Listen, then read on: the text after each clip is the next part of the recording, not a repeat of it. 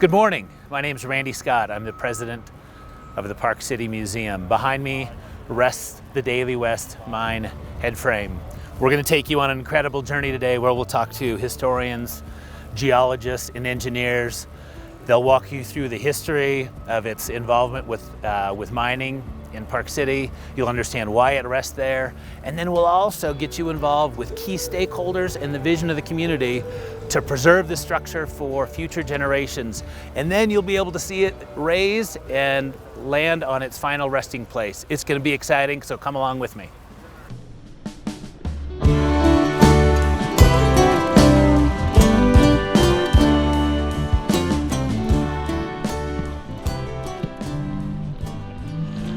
What an exciting day. Welcome everybody.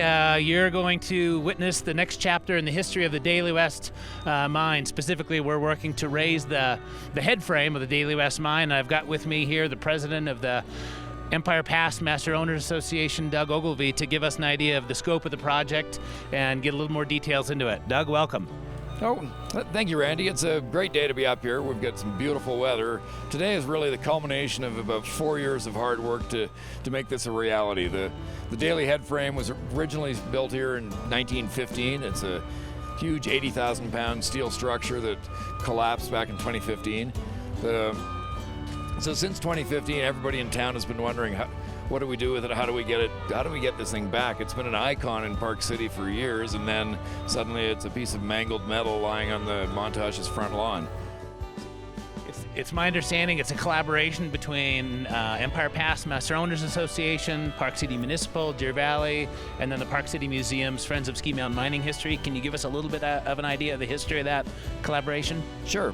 Sandra Morrison and Sally Elliott from Friends of Ski Mountain Mining History did a great job a few years ago really raising awareness of these historic mining structures in Park City that were in a state of decay and needing some assistance. And they did a great job of raising awareness, and ultimately Empire Pass Master Owners Association in Park City agreed to a funding structure where we would jointly pay to both deal with the Daly project here and other projects in Empire Pass. It's a good opportunity. Having found the funding, we then had to get into the mechanics of how we were going to fix this thing. Awesome. So glad this is finally coming to fruition. Can you give us just a brief idea of how this is actually going to work? 80,000 pound structure, we've got a massive crane here, and they've got to put it on footings that are about 2 feet by 2 feet for each leg. So originally we were thinking, okay, can we put it back up where in its historical location? But when we started talking to the engineers on that, you're going, the shaft has collapsed once, it's going to continue to collapse for the next 1,000 years. So that wasn't the best place to put the headframe. The shaft has been basically put a cap on to ensure it's the safety going forward, but it just did not have there was not sufficiently solid soil to put it on. So we've found a new location 100 feet up the hill. We've dug a new foundation down to natural grade. It's all tied together with good solid concrete foundation. So we spent all of last summer with a small welding crew up here cutting pieces out of this headframe, recreating, refabricating those that were destroyed beyond repair, repairing those that could be, and then reassembling it. So it's we're really trying to maintain the integrity of the original structural design. That went through all last summer. Winter hit, we shut down, and then now the next thing is to actually prepare the headframe to be lifted. It's having spent all summer repairing it, we want to make sure that we can actually keep it intact when we lift it. So we've got a big lifting arm installed at the top end of the headframe. That's where all the weight is with the massive bull wheels. And then they've also added 2 smaller lifting points at the bottom of the lower legs. If they lifted just from the top end, they would end up pivoting off the lower legs, and again, they're designed to be for vertical pressure, not any lateral pressure.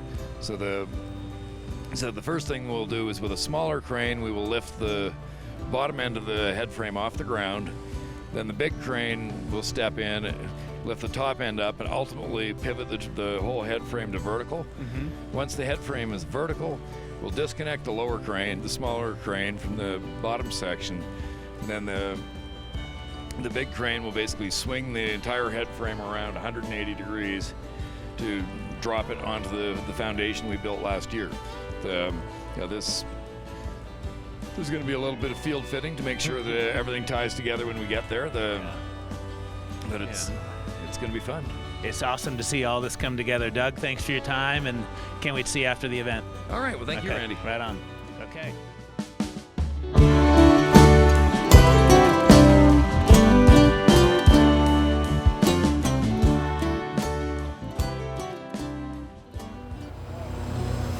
We've got Brian Buck here, Park City resident, local geologist, and a member of the Friends of Ski Mountain Mining History.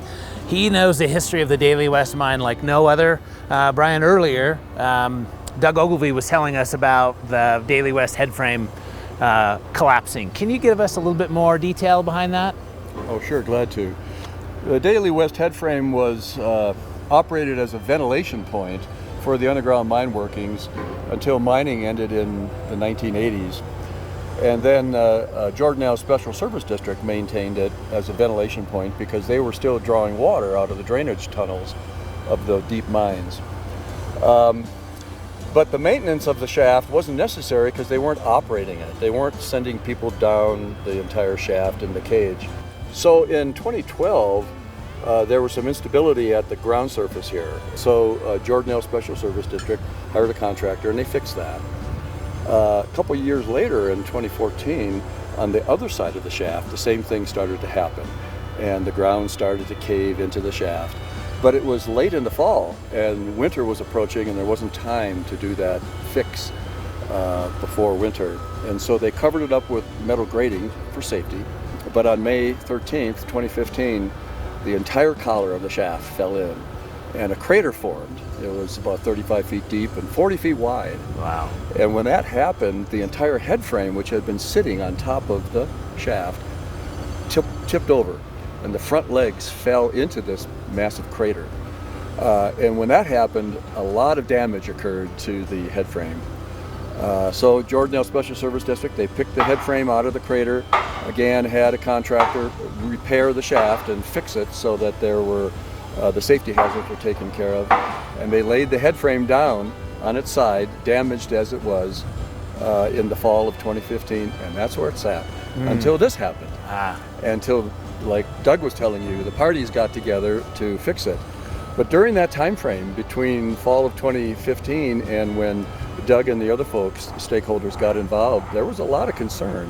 What's going to happen to this head frame? Because the owner at the time, Jordanelle Special Service District, made it very clear, we're not fixing this.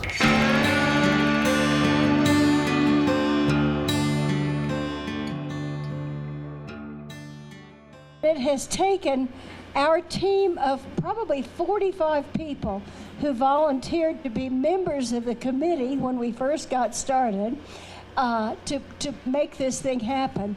We identified 10 original projects that were seriously in danger of falling over.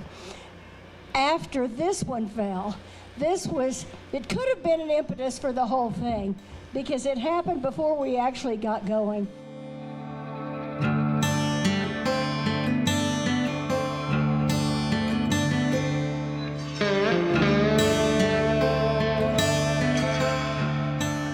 So we're delighted to be here. My father's here with me, so thank you.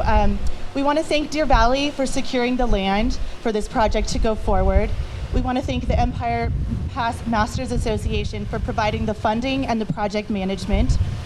I want to thank Park City Municipal Corporation for having the foresight before my time to set aside funding from both EPMOA and the city. And we want to thank the Friends of Ski Mountain Mining History for holding the city's feet to the fire so we could get the restoration done on this project. We look forward to continuing our partnership with the Friends of Ski Mountain Mining History and preserving more than just the Daly and the silver mine, but elsewhere in our mining district. This is just the beginning, and we hope to continue this great partnership. Thank you all for being here. Hi, I'm here now with Morgan Pierce, the Executive Director of the Park City Museum. Morgan, what an awesome day. We've been waiting for 7 years for this, right? We have. It's a glorious day to watch this 100-year-old tower rise again.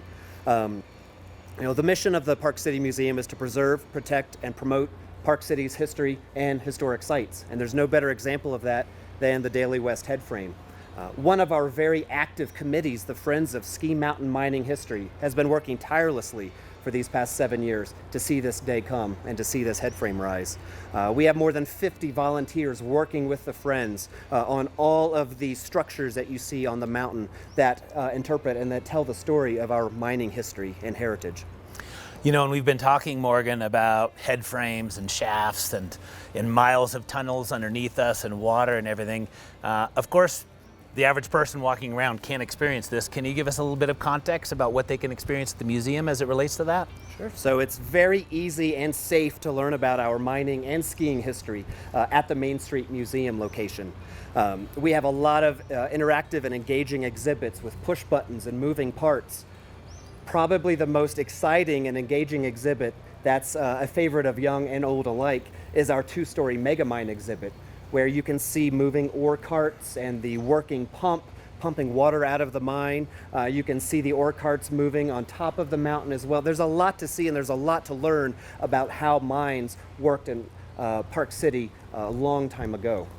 You know, and what's awesome is you can get context and experience in the museum and then go for a hike or a bike. And how many mining structures still exist on the mountain, do you know? Several dozen structures, but there are more than 40 interpretive signs also associated with these mines and these towers, where no matter what slope or trail you are on, you are bound to come across one of Park City's historic mine structures or historic mine sites. And these interpretive signs will help teach you about that specific mine's history and how it played into Park City itself.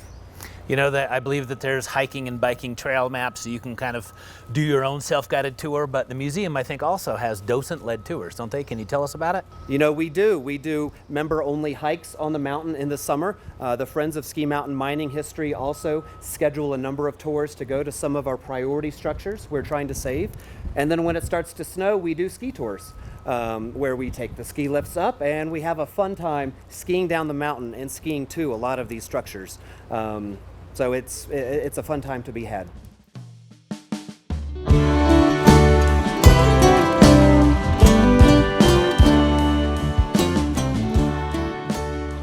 I'm here with Steve Isowitz and Hannah Tyler, both critical components to the success of this project. Steve, you were with Deer Valley when this whole thing literally went down.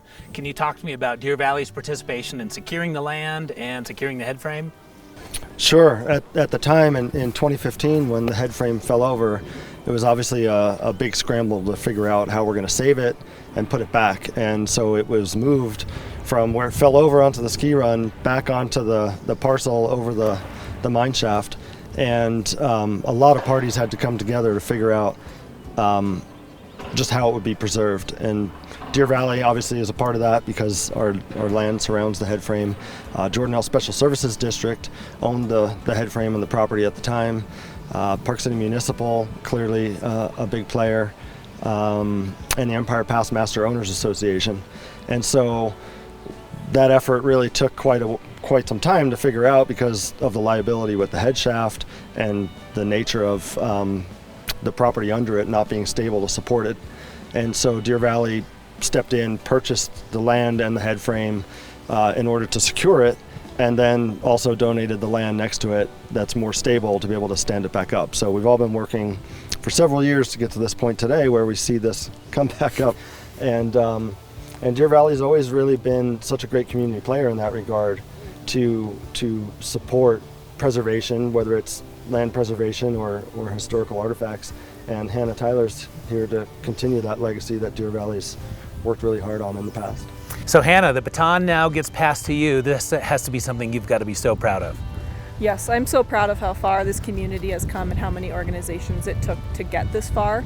I remember the morning that, this happened at night, and in the morning when everyone was notified, we came up here. I believe we met actually with Steve when I was at the city.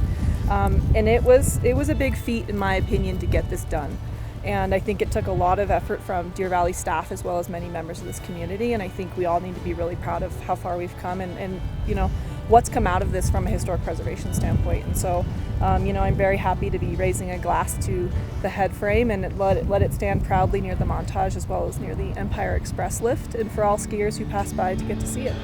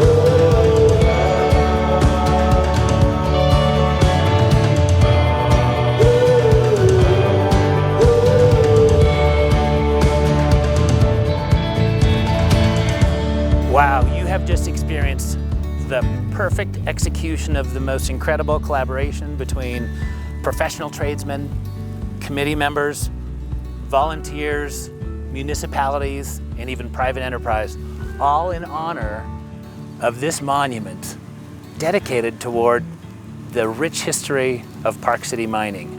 A few more finishing touches in this outside museum piece will be complete for you and several generations to enjoy. So we look forward to you coming on out to learn about it and experience it. Thank you.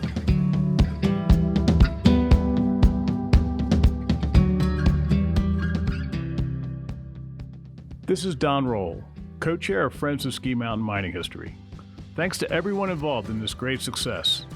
A special thanks to Sandra Morrison and Hope Melville for their work to unlock the funding from the Flagstaff Agreement. Friends of Ski Mountain Mining History has helped save 8 of our mining structures over the past 7 years. As we learned from the Daly West, it is easier to preserve than to repair. Please help us raise $4 million to save our other 2 headframe complexes, the Silver King and Thames. We will need the community's help to save these 2 mining complexes before they too fall.